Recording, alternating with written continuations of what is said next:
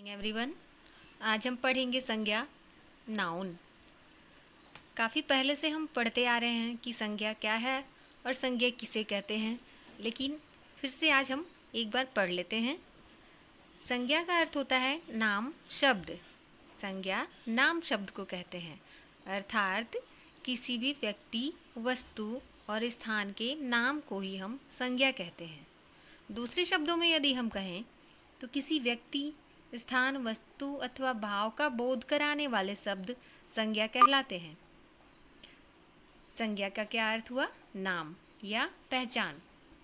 अब संज्ञा के भेद देख लेते हैं। वैसे तो मुख्य रूप से संज्ञा के 3 भेद होते हैं: व्यक्तिवाचक संज्ञा, जातिवाचक संज्ञा और भाववाचक संज्ञा।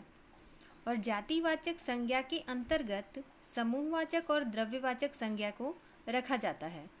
लेकिन चूंकि आपकी पुस्तक में 5 को अलग अलग करके दिया गया है, तो आइए हम पढ़ना शुरू करते हैं। पहला है व्यक्तिवाचक संज्ञा, प्रॉपर नाउन। जो शब्द किसी विशेष व्यक्ति, विशेष स्थान और विशेष वस्तु का बोध कराते हैं, उसे हम व्यक्तिवाचक संज्ञा कहते हैं। क्या बोध कराएगा? व्यक्ति विशेष का, स्थान विशेष का और वस्तु विशेष का बोध कराने वाले शब्द।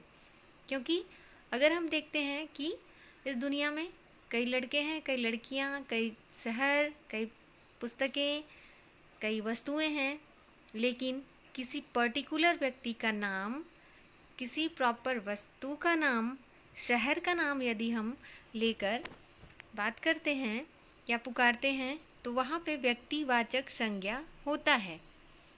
जैसे यहाँ कुछ उदाहरण दिया गया है। नीलम और सागर दिल्ली चले गए।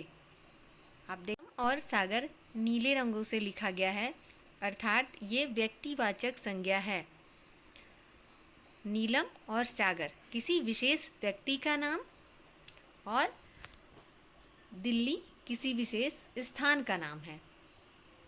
क्योंकि शहर तो कई हैं और नाम भी कई हैं, लेकिन यहाँ व्यक्ति विशेष और स्थान विशेष के बारे में बताया गया है। रामायण हिंदुओं की पवित्र पुस्तक है। रामायण अर्थात किसी विशेष ग्रंथ को बताया गया है। यहाँ मथुरा यमुना किनारे बसा है। मथुरा विशेष स्थान और यमुना नदी विशेष। तो इस प्रकार किसी विशिष्ट व्यक्ति, स्थान, वस्तु का बोध कराने वाले शब्द ही व्यक्तिवाचक संज्ञा कहते हैं। एक उदाहरण और हम समझते हैं। जैसे कि हम बोलते हैं कि लड़कियां खेल रही हैं। अब उसमें कई सारी लड़कियां हैं।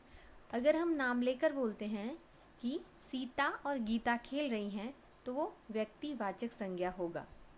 ठीक है। टेबल पर पुस्तकें रखी हुई हैं। पुस्तकें या कई पुस्तकों के बारे में बात हो रहा है, लेकिन अगर हम बोलते हैं कि टेबल पर रामायण की पुस्तक रखी गई है, तो क्या है? किसी विशेष पुस्तक की बात की जा रही है, वस्तु विशेष की बात की जा रही है, तो वह क्या हो गया? व्यक्तिवाचक संज्ञा। प्रॉपर नाम से ही स्पष्ट है, किसी प्रॉपर चीज को बताया जाएगा इसमें। यह था आपका व्यक्तिवाचक संज्ञा।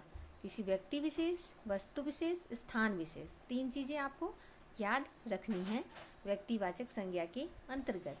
अब हम दूसरा देखते वाचक संज्ञा, कॉमन नाउन। इसमें नाम से ही स्पष्ट है कि किसी प्राणी, वस्तु, स्थान की पूरी जाति का बोध कराएगा। वो क्या होगा? जातिवाचक संज्ञा कहलाएगा। जो शब्द किसी प्राणी, वस्तु अथवा स्थान की पूरी जाति का बोध कराएगा।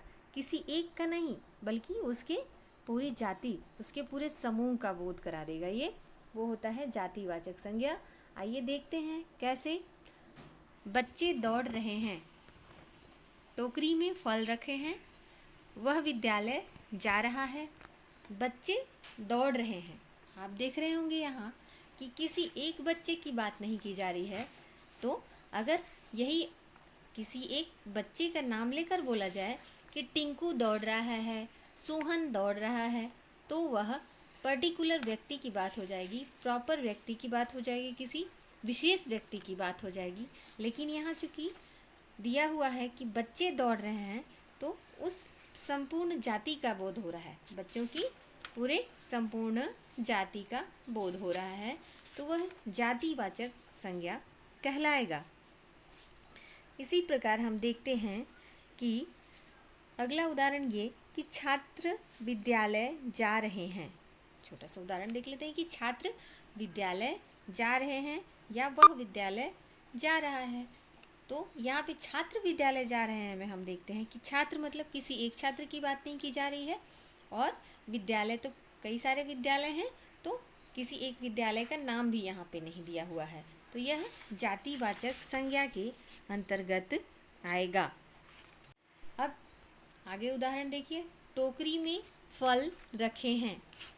टोकरी में फल रखे हैं, तो किसी एक फल की बात नहीं की जा रही है, कई सारे फलों की बात की जा रही है। यहाँ पे फल की पूरी जाति की बात की जा रही है, किसी एक फल का नाम नहीं लिया गया है, तो वह क्या होगा? जातिवाचक संज्ञा। अब दोनों में क्या भेद है? व्यक्तिवाचक और जातिवाचक में क्या भेद है? थोड़ा दोनों का कंपेयर करके देखते हैं, दोनों की तुलना करके देखते हैं। अगर हम बोलते हैं कि सोहन दौड़ रहा है, तो वह व्यक्तिवाचक संज्ञा हो जाएगा, और बच्चे दौड़ रहे हैं तो वह जातिवाचक संज्ञा हो जाएगा। अगर हम बोलते हैं कि टोकरी में फल रखे हैं, तो वह क्या होगा? जातिवाचक संज्ञा होगा। और अगर हम बोलते हैं कि टोकरी में केला रखा हुआ है, तो वह व्यक्तिवाचक संज्ञा हो जाएगा। ठीक है, तो यह था आपका व्यक्तिवाचक और जातिवाचक संज्ञा में अंतर। छोटा सा उदाहरण आप देख लीजिए कि अगर हम एक साल के कई महीनों की बात करते हैं, पूरे 12 महीनों की बात करते हैं, तो वह क्या होगा? जातिवाचक। अगर हम बोलते हैं जनवरी, फरवरी, मार्च, अप्रैल, किसी एक मंथ का लेके बात करते हैं, तो वह क्या हो जाएगा? व्यक्तिवाचक संज्ञा हो जाएगा। ठीक है, तो इस प्रकार आपको यह पहचानना जरूरी है कि व्यक्तिवाचक संज्ञा और जातिवाचक संज्ञा में आखिर भेद क्या है। आइए हम तीसरा देखें, भाववाचक संज्ञा या एब्स्ट्रैक्ट नाउन। जिन शब्दों से वस्तुओं, स्थानों व प्राणियों आदि के गुण, दोष, अवस्था, भाव का ज्ञान होता है, वे भाववाचक संज्ञा कहलाते हैं। यह संज्ञा, इसे हम देख नहीं सकते।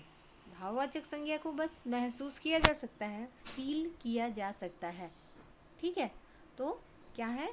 उसे नौकरी नहीं मिली, नौकरी को हम देख नहीं सकते। कृष्ण बचपन में बहुत शरारती थे, बचपन इसे महसूस किया जा सकता है। महंगाई दिन पर दिन बढ़ती जा रही है, महंगाई को भी महसूस कर सकते हैं, हम उसे जी सकते हैं, लेकिन उसे हम देख नहीं सकते।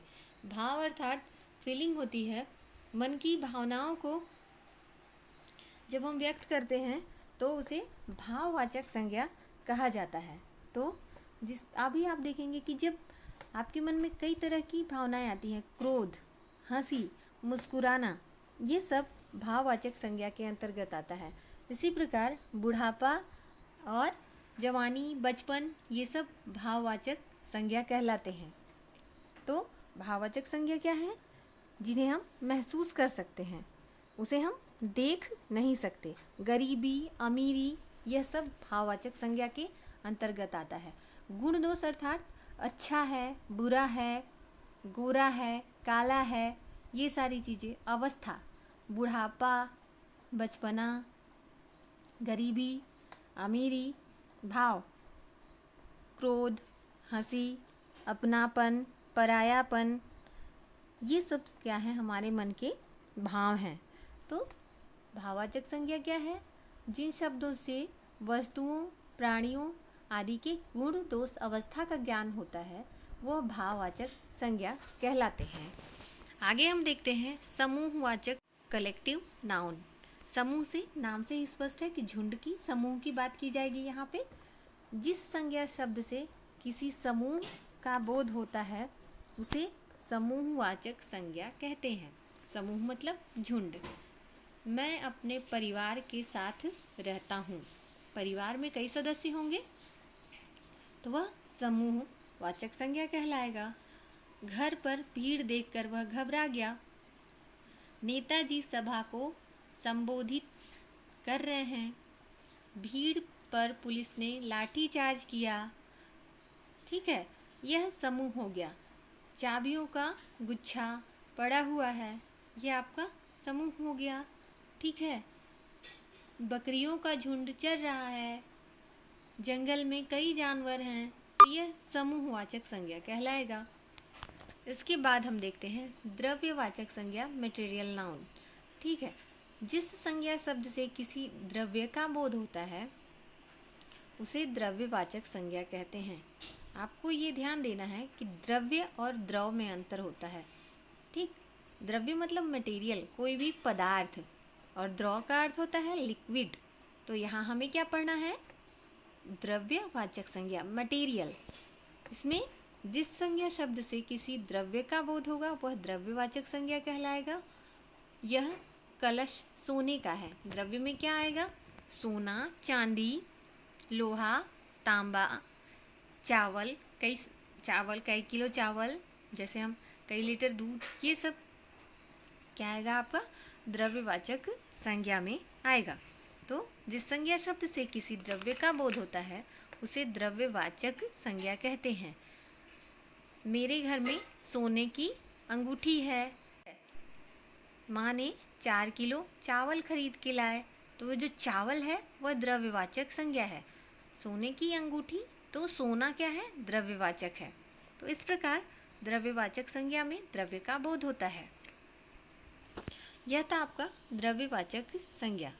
अब हम यहाँ देखते हैं कि भाववाचक संज्ञाएं बनती कैसे हैं, कैसे बनाई जाती हैं। कुल शब्द मूल रूप से भाववाचक होते हैं। सत्य, असत्य, हिंसा, अहिंसा, न्याय, अन्याय, सुख, दुख, दया, कृपा आदि, ये सब भाववाचक संज्ञाएं हैं।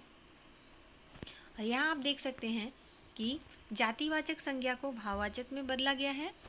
दानव, दानवता, मनुष्य, मनुष्यता, और यहाँ पे सर्वनाम शब्दों को भाववाचक संज्ञा में बदला गया है। अपना, अपनापन, निज, निजत्व, पराया, परायापन, इस प्रकार से कई उदाहरण हैं। अब विशेषण को भी भाववाचक में बनाया गया है। गर्म से गर्मी, मीठा, मिठास, महंगा, महंगाई। तो और इस प्रकार क्रिया और अव्यय के द्वारा भी बनाया गया है।